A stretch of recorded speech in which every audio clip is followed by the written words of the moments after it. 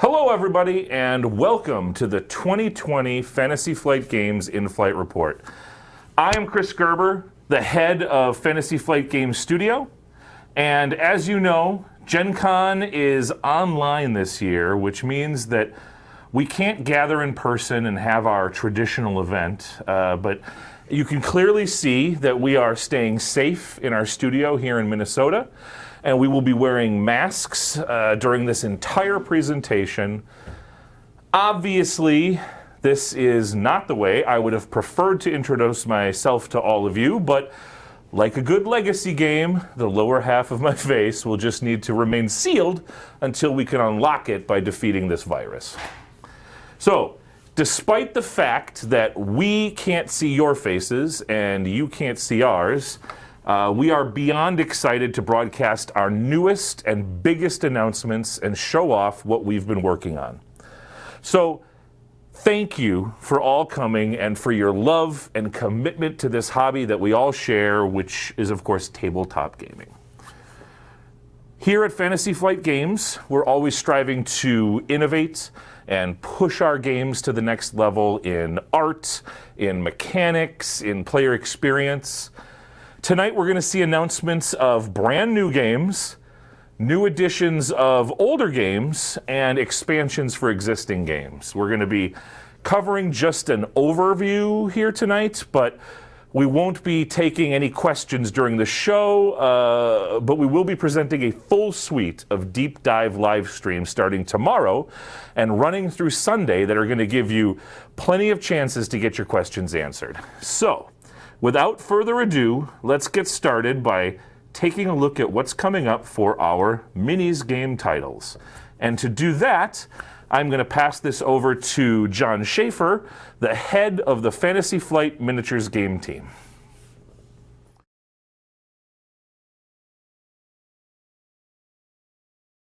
Chris, hi, I'm John, and I oversee the talented team that brings you such great games as Star Wars X-Wing, Legion, and Armada. My part of the In-Flight Report will cover the miniatures releases that we have scheduled throughout the rest of the year, and we'll even dip our toes into 2021 a little. I'm honored to show off some of the great upcoming products the team has been working so hard on, and I see no reason not to get started right away. Let's begin with a little game you may have heard of called Star Wars X-Wing.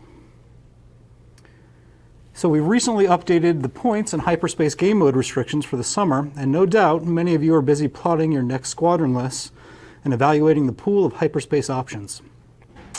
We have also been collecting your feedback on the solo play alpha rules we posted on our website, and we'll have an update to that content coming soon.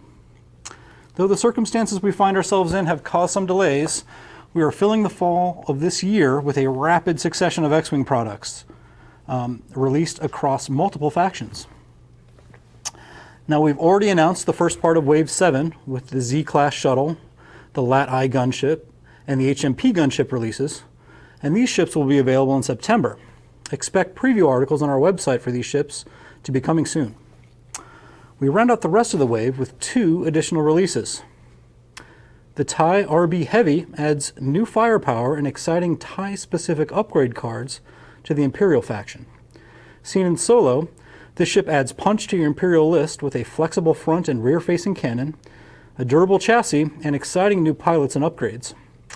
Note that the ship is on a medium base and that the main cannon is a movable part that rotates from the front to the rear of the ship. I think I'll take 2 of those.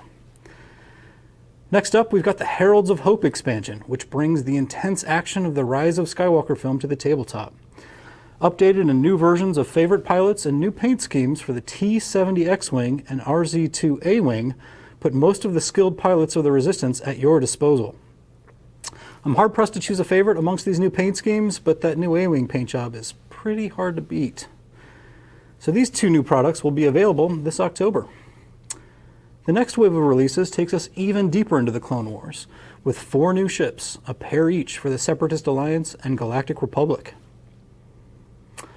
First up for the Separatist Alliance is the nimble and deadly droid Tri-Fighter. This potent starfighter uses its maneuverability in a special configuration to outflank the enemy with superior speed and strike at their weakest points. The traditional gray and blue Separatist scheme will make this ship look great right at home amongst your Hyena bombers and Vulture droids.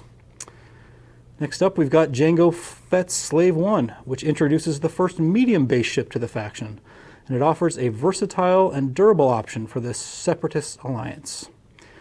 Though a Separatist ship, the addition of this renowned bounty hunter adds new illicit upgrades and crew options for both the Separatist and the Scum and Villainy factions. I'm a huge fan of the fire spray, so I'm really looking forward to this one. On the Republic side, we've got the Nimbus-class V-Wing, which is a precursor to the ubiquitous TIE LN fighter. The V-Wing can equip many of the new TIE-specific upgrade cards introduced in this wave. This ship offers an agile new option for Republic squadrons. Alongside this is the Eta 2 Actus expansion, which introduces all new Jedi options to the Galactic Republic. The detachable hyperspace ring is an upgrade usable by and compatible with the miniatures of a number of Republic ships. This includes the Delta 7 Aether Sprite, Nimbus-class V-Wing, in addition to the Eta 2 Actus. These 4 ships will add intriguing new tactical options and beautiful new miniatures to the Clone Wars factions, and they will be available in November. If you want to learn more about these releases and engage in some talk about the new hyperspace format from the development team, be sure to tune into our X-Wing product livestream tomorrow at 3 p.m. Central. That sums up the X-Wing releases we had planned for the rest of the year, but expect a number of exciting new announcements on the horizon for products to be released in Q1 of 2021. We can't wait to see what kinds of squadrons will be built around these iconic ships and the new upgrades that they include. So now let's transition from the stars to the surface and talk a little bit about the many upcoming products we have for Star Wars Legion. We've been very happy with the public reception of the Clone Wars factions, and we're excited about this new era for the game, and also to round out these new factions with exciting new units. We've just released Cad Bane and Padme Amidala, and have a number of amazing releases like ARC Troopers and Inferno Squad, the BX droids, and Clan Ren releasing soon. To add even more thematic and tactical options to your Clone Wars forces, we are rounding out the year with the release of 2 potent Force-wielding characters. The renowned hero of the Clone Wars, Anakin Skywalker, is an iconic character to lead your Republic forces into battle. This potent commander gains new Force powers the longer he fights, but Anakin should beware lest his thirst for power might become his downfall. Anakin can be assembled in one of 2 striking poses, and the product comes with 2 different head options. I really like the late war Revenge of the Sith depiction of the miniature, and the pose with the 2-handed grip on the lightsaber is just awesome. With such an amazing addition to the Republic, we certainly had to bring something suitably impressive to the Separatists. Fueled by his hatred, Darth Maul enters combat with his iconic double-bladed lightsaber, providing a formidable operative for the Separatist alliance. Already a deadly combatant, his Sith probe droids seek out new targets to give him even more of an advantage. Maul comes with 3 menacing pose options, 2 different head options, and 3 probe droid miniatures.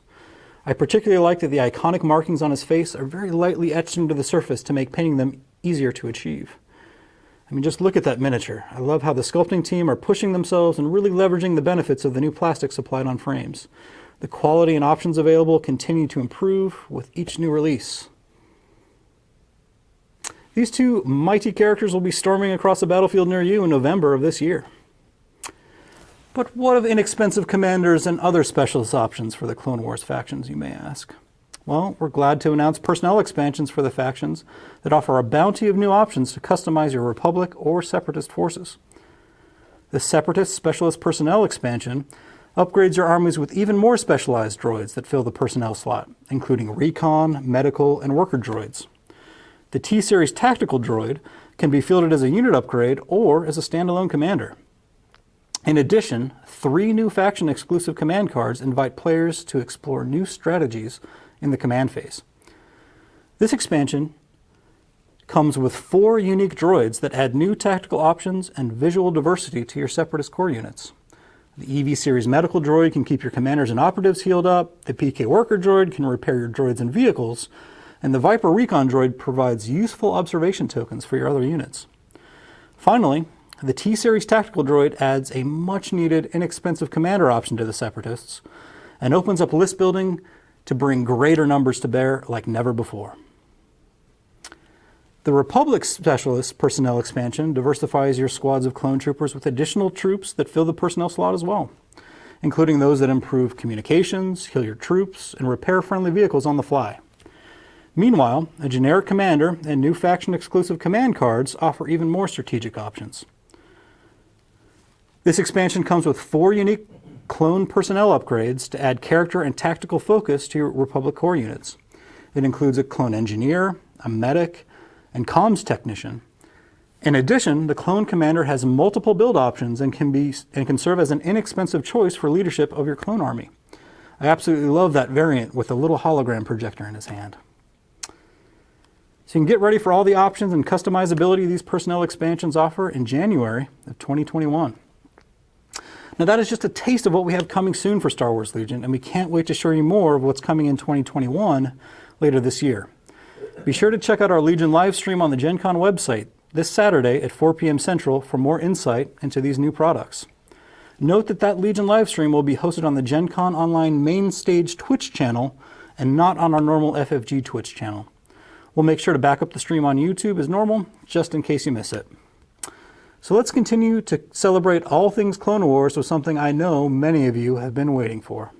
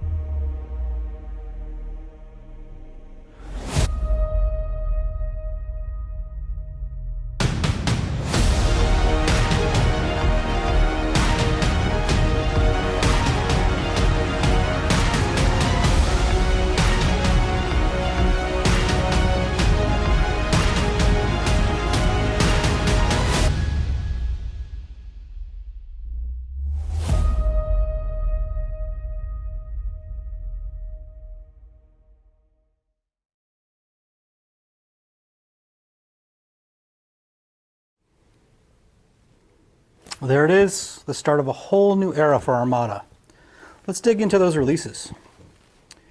The Galactic Republic Fleet Starter lays the foundation for your Republic fleets with 1 Acclimator class and 2 Consular class capital ships, alongside 4 V-19 Torrent squadrons. In addition to bringing iconic Jedi and clones into the game, this pack also contains all the essential components needed to play, making it the perfect entry point for new players. This is a new direction for Armada that provides a faction-specific and affordable entry point for the game. Another thing of note is that we've redesigned the ship cards for the Clone Wars factions, putting some of the game-relevant info on one side and all the fleet-building rules on the other side. This allows us to better show off the great new art for these ships and standardize the card size for easier storage. The Republic Fighter Squadrons expansion puts an array of iconic Republic starfighters at your fingertips, including squadrons of Delta 7 Aether Sprites, ARC 170s, and BTL Y-Wings. Legendary Jedi Knights, elite clone troopers, and more add their skill to the 8 additional squadrons that you find here. The Separatist Fleet Starter is similarly to the Republic Fleet Starter, provides the building blocks for your Separatist fleets and contains a Munificent class and 2 Hard Cell class ships, supported by 4 squadrons of Vulture droids. In addition to introducing iconic Separatist ships and characters into Armada, it also provides the essential components new players need to get started with the game, like objective cards, a maneuver tool, and dice. The Separatist Fighter Squadrons expansion adds a variety of deadly droid starfighter squadrons to your Separatist fleets, including Hyena-class droid bombers, the Belbalab 22 starfighter, and droid trifighters. These 8 squadrons can be deployed as the standard models, or they can be upgraded for more firepower and special abilities. The Dials pack makes expanding fleets easy with additional command and speed dials, as well as more copies of essential tokens. The fleet starters come supplied with 10 dials, and this pack will allow you to increase your command over additional ships as your collection expands. And finally, the upgrade card collection brings together all of the previously released upgrades in a new standard-sized card format for the benefit of new players looking to build their best fleets right away, or for veteran players who want to round out their existing collections. You can expect all these products to be released in December of this year, with more exciting announcements in the coming months for future Clone Wars products that will release in Q1 of 2021. Be sure to catch our live stream this Friday at 9 a.m. Central, where we will delve into more of what the Clone Wars has to offer for Armada. Well, that's my time. From brand new factions for Star Wars Armada to some of the Clone Wars' greatest heroes and villains, there's so much to be excited about for our Star Wars miniatures games. We have a lot more to announce and show off, so for the rest of the show, I'm going to turn it back over to Chris Gerber. Thanks, everyone.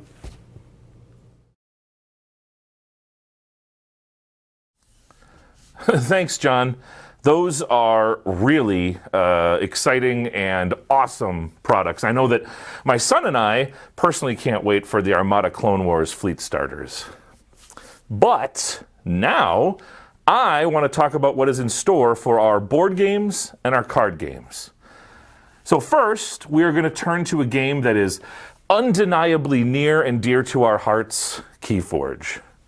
KeyForge is a game unlike any other in existence.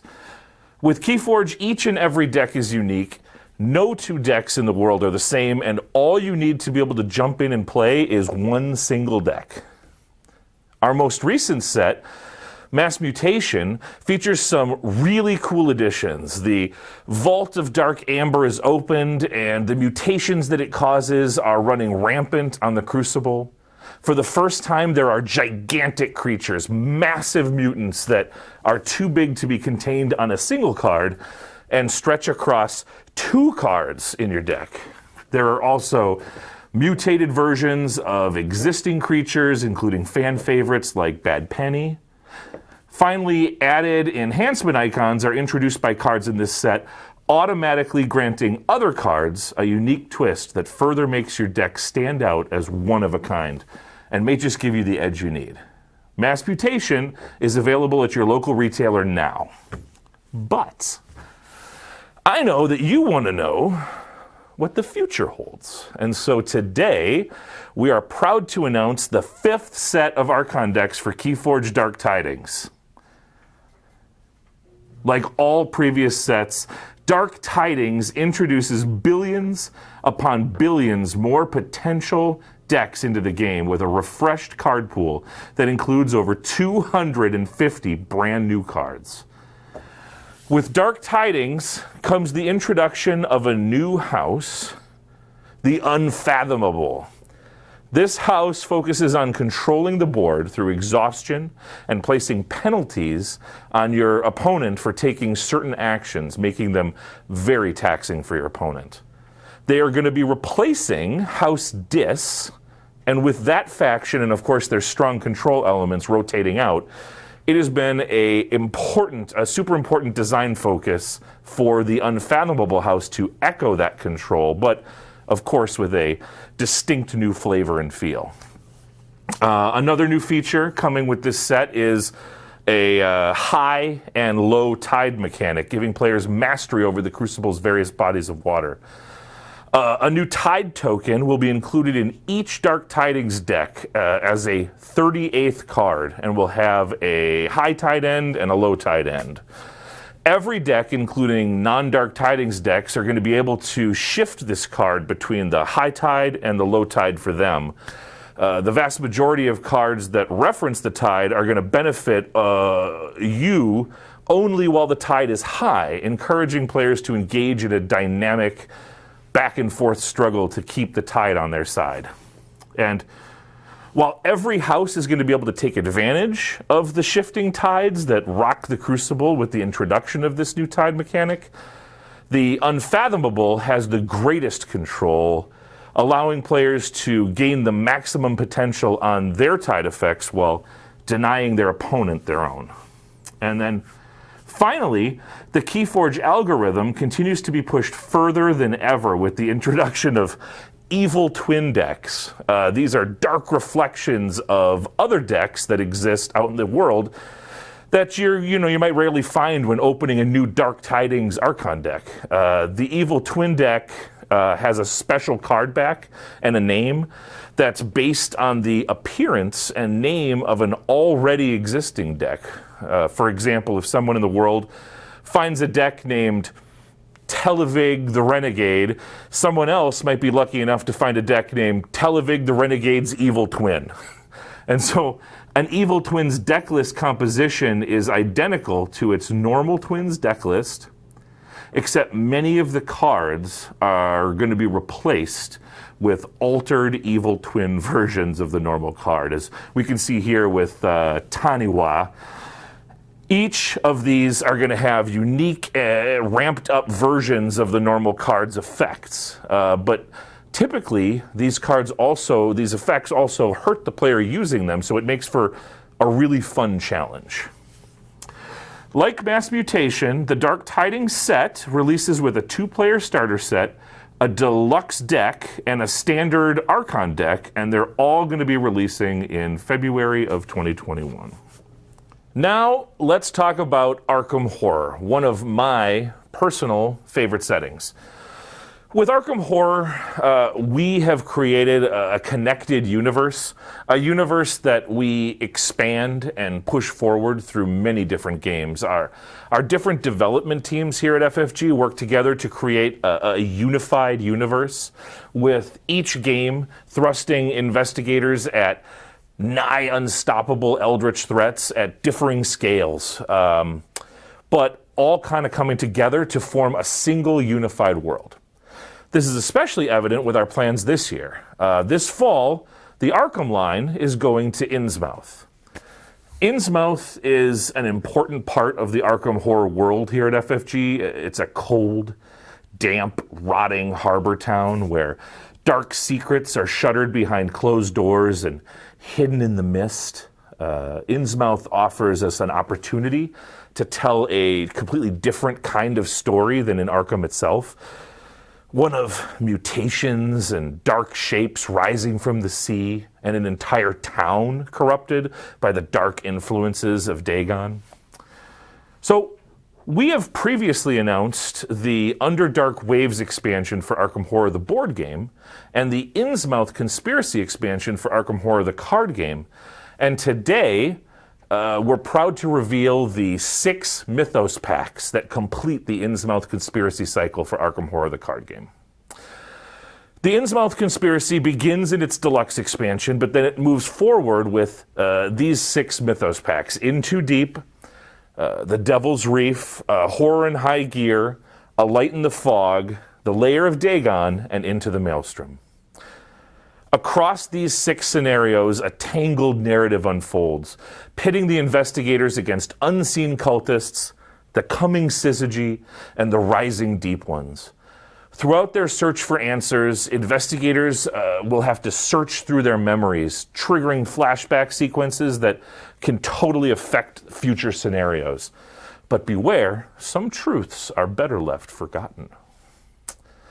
Each of these packs is full of new player cards that you can add to your deck, harnessing the brand new Bless and Curse tokens that can dramatically influence your skill tests for better or for worse.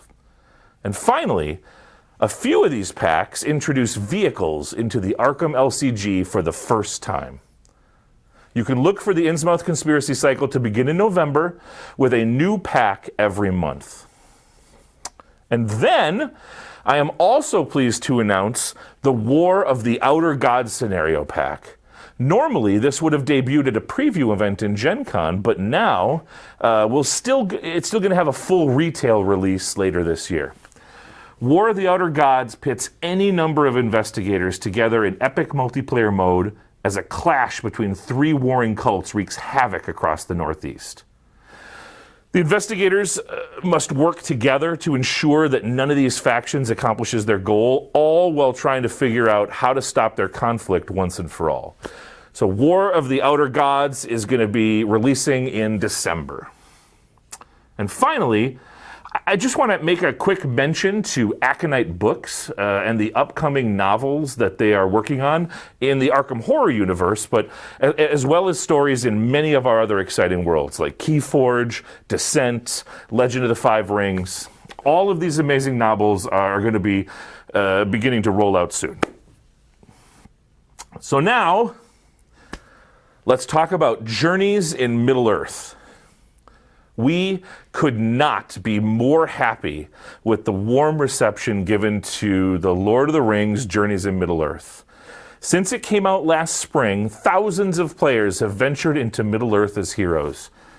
And late last year, we introduced Adventure Mode to the game, and while Normal and Hard Mode are of course still there for a standard playthrough, Adventure Mode presents an easier challenge perfect for players who they just want to explore and experience the amazing stories that are present here with family and friends. So earlier in July, we released the Shadowed Paths expansion. This huge expansion introduces a brand new branching campaign, a host of new enemies, including the towering Balrog, 5 new heroes, including Arwen and Gandalf, and roles for you to experiment with, and a full assortment of new journey map and battle map tiles. But today, we are very proud to announce 2 more products for Journeys in Middle-earth that build directly on the release of Shadowed Paths. First, the Haunting of Dale digital campaign is a full-length campaign for Journeys in Middle-earth that pits the heroes against a mysterious shade stalking the land. Heroes will aid King Bane by investigating the rumors of the Shade in Dale, its surrounding farms, wilderness, and even reclaimed Erebor, possibly earning the friendship of the Longbeard dwarves and banishing the Shade forever. And then you're going to be able to further enhance your Journeys in Middle-earth experience with the Dwellers in Darkness figure pack. Within this expansion, you'll find masterfully sculpted new miniatures designed to perfectly represent the villains of the Shadowed Paths and Haunting of Dale campaigns, giving these threats their own menacing presence on your tabletop. Both the Haunting of Dale campaign and the Dwellers in Darkness figure pack are planned for release in October of this year. And then finally, before we move on, I personally want to I know that many fans in Journeys in Middle-earth are eager for even more expansions, and so I wanted to give you just a taste today by letting you know that next year, Middle-earth is going to war. All right, so from Middle-earth, we now turn to the Emerald Empire of Rokugan and the world of Legend of the Five Rings. The conflicts between the clans have only grown in the wake of the Emperor's death. Autumn's cold winds stoke the fires of war, even as dissension rises within the imperial capital, and a shadowed threat grows amidst tidings of a broken watchtower to the south. For now, the Scorpion clan champion is holding the empire together as regent, but his enemies at court are gathering strength, and he will need to make dire choices if he's to maintain peace. And so into this tumultuous climate, the card game pushes the story forward with the release of the Temptation Cycle. Twisted Loyalties, Honor in Flames, the Crimson Offering, the Temptation of the Scorpion, Coils of Power, and Peace at Any Cost. The theme of this cycle, Temptations, revolves around the idea that each of the great clans has a desire or goal that they pursue no matter the cost, even when it may affect their main approach to the conflicts in Rokugan. For example, the esteemed Crane clan is tempted by the prospect of courtesy, even to one's opponent, with cards that benefit both players. This cycle also introduces an assortment of cards with the dire keyword, characters that gain a powerful ability when they have no fate on them, forcing players to reconsider exactly how much fate they want to place on characters and how they'll choose to approach the game's natural flow of characters entering and leaving play. So, the monthly pack releases of the Temptation Cycle begin this November. But we also have 2 new products to announce for the Legend of the Five Rings role-playing. Fields of Victory and Blood of the Lioness. Within Fields of Victory, you'll find chapters dedicated to the history of war and the Lion Clan in Rokugan, introducing new schools and new options for samurai players, including new weapons, treasures, and more. This sourcebook also features rules for mass battle, running military-themed campaigns and ways to bring the Emerald Empire's wars really into the spotlight. With the Blood of the Lioness adventure, tensions between the clans are at a breaking point. The characters arrive at the Akoda War College and resolve a dispute over the ownership of a diamond mine. The truth is deeply tied into battle long past, a past that the players, must dive into if they're going to keep peace in the present. So both of these L5R RPG expansions are planned to release in March of 21. But I should note that these two products will be the last of the RPG products released by Fantasy Flight Games. Expect more information from Edge Studios on the future of the L5R and other exciting RPGs at noon on Thursday on the FFG live stream.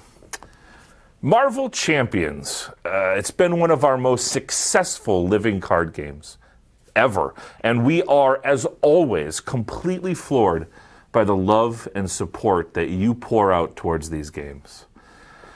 There is so much to look forward to in Marvel Champions, the card game.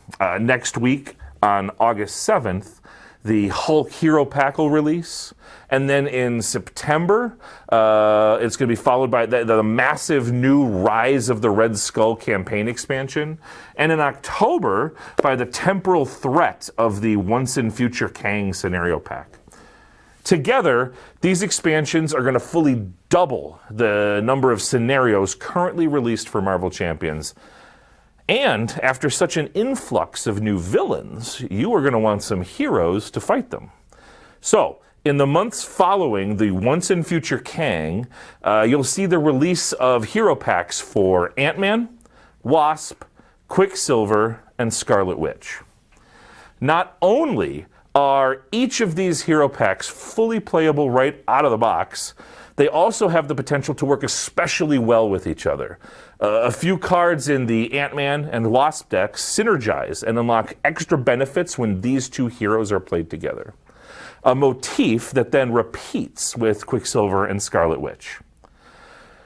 And as you can clearly see, when Ant-Man and Wasp grow to giant size, they are represented by appropriately giant-sized cards.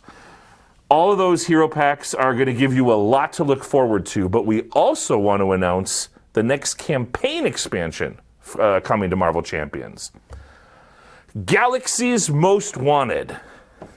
So, featuring brand new galactic campaign with 5 new scenarios and 2 of Marvel Universe's most lovable heroes, Rocket Raccoon and Groot. Within this expansion, you'll face off against dastardly villains such as the Collector, Ronan the Accuser, and many more. So, these Marvel releases for Marvel Champions follow the Once and Future Kang scenario pack in October, starting with the Ant-Man hero pack releasing in November.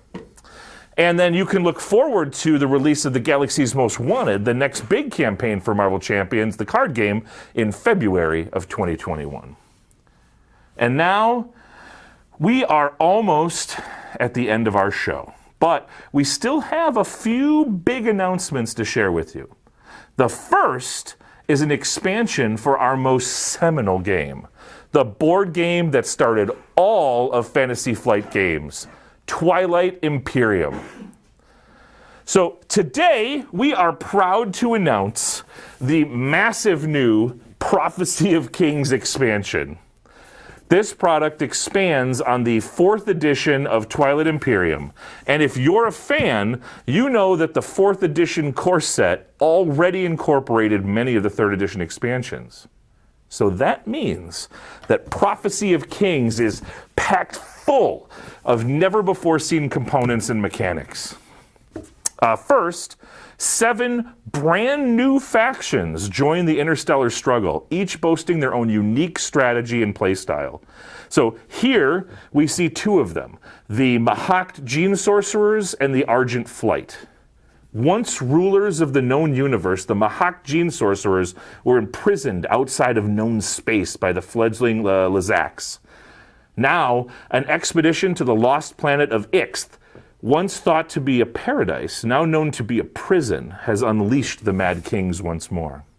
And then, tasked by the ancient Lazaks to guard the Gate of Ixth, the zealous Argent Flight have failed in their charge to prevent the return of the Mahakt. Instead, they seek to stand against the horrors of ages past by uniting the galaxy under one wing.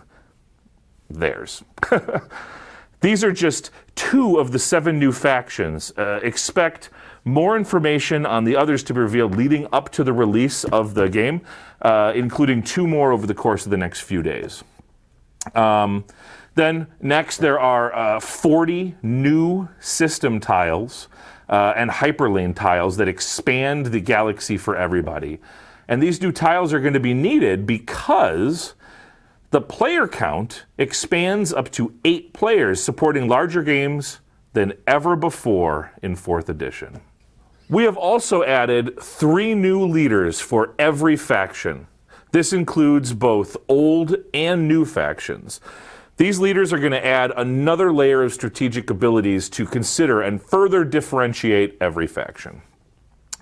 Another really cool addition are the new mech units, which offer significant firepower for your planetary battles. And, of course, there will be new promissory notes, relics, legendary planets, exploration cards, action cards, agenda cards, objective cards, all making this an expansion that cannot be missed for any Twilight Imperium fan.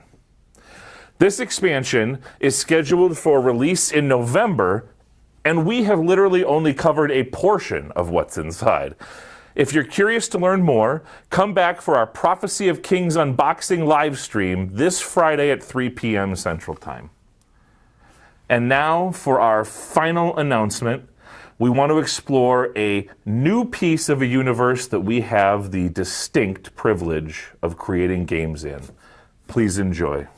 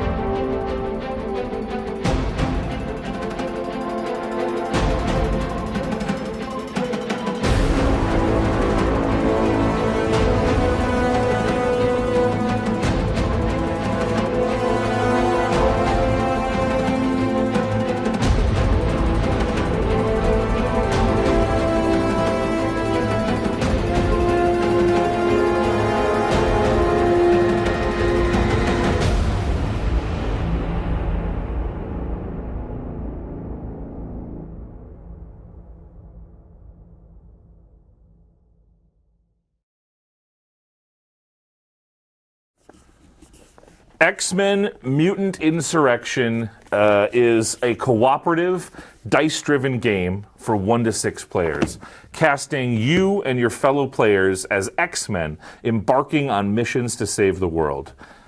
You will build a team of X-Men, acquire allies, and together battle to protect humanity. Striking out from Xavier's school, you'll need to accomplish missions around the world, forging bonds between your fellow X-Men for good or for ill. Teamwork has always been a major theme of X-Men stories, and as such, working together will be critical to success. Heroes will form bonds with each other, affording them new ways to benefit from going on missions with specific teammates.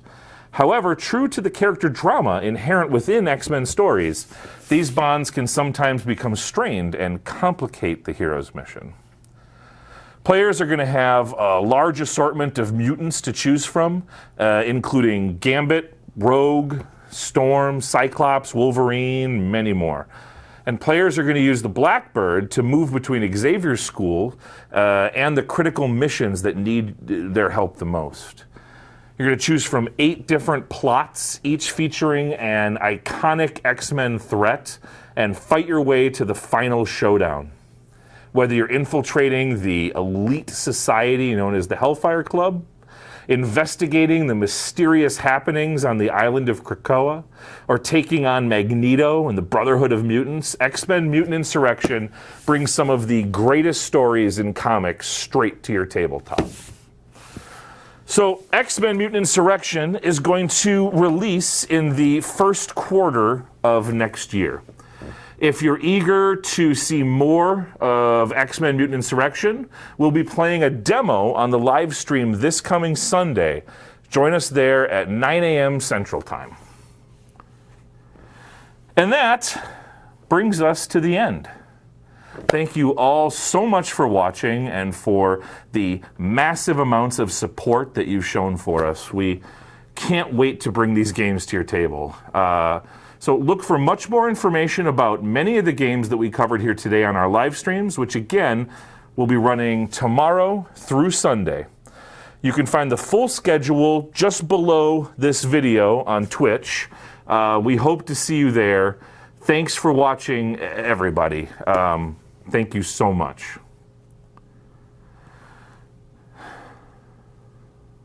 Okay, are we clear? Are we off the air? All right. Well, great job, everybody. I think this went really, really well. How do you guys think it went? Yeah, I thought it went pretty well as well. Yeah. It's too bad we couldn't really talk about the big one, though. Oh, I know, isn't it? Oh, isn't it cool though? It is so massive. This thing is so impressive. We're still live. What? We're what? You're still live. Camera's still live.